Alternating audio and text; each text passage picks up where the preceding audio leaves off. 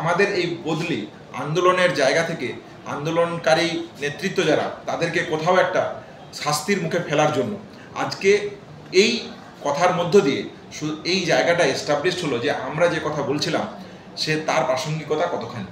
তাহলে আমরা এখনো বলছি যে রাজ্য সরকার যে প্রতিহিংসামূলক ব্যবহার করছে, আগস্টের প্রাককালে আমরা মনে করি অভয়ার ন্যায় বিচার এবং আমাদের ক্ষেত্রে এই যে ইনজাস্টিস, এই সামগ্রিক বিচারের জায়গাকে সামনে রেখে সাধারণ জনগণ থেকে জুনিয়র ডাক্তার 8 এবং 9 আগস্ট আমরা যে ডাক দিয়েছি সেই ডাকে আপনারা সবাই সামিল হন ন্যায় বিচারের দাবিতে।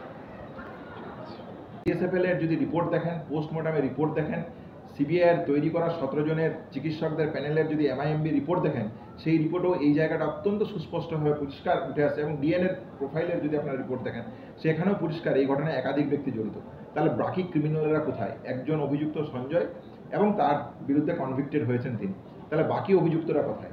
দ্বিতীয়ত যে প্রশ্নটা থাকে সেটা হচ্ছে এভিডেন্স টেম্পার, ইনভেস্টিগেশন হাসাপ এবং যে ইলিগাল ড্রিম ছিল লোকাল অথরিটির, সেই ইলিগাল ড্রিমের এগেনস্টে যে সাপ্লিমেন্টারি চার্জশিট দেওয়ার প্রশ্ন ছিল সেই সাপ্লিমেন্টারি চার্জশিট আজ কোথায়? তাহলে বিচারের প্রাসঙ্গিকতা এবং এই যে সামগ্রিকভাবে জুনিয়র ডাক্তারদের ক্ষেত্রেও যে আমাদের পোস্টিং নিয়েও যে ইনজাস্টিসের প্রশ্ন উঠে আসছে, অবিচারের প্রশ্ন উঠে আসছে, অন্যায়ের যে প্রশ্ন উঠে আসছে, এই প্রশ্নকেও তো কোথাও না কোথাও অ্যাড্রেস করা প্রয়োজন বলে আমার মনে হয়। তাহলে বিচারের দাবিতে আন্দোলনের প্রাসঙ্গিকতা আজকে সম্পূর্ণরূপে বিদ্যমান।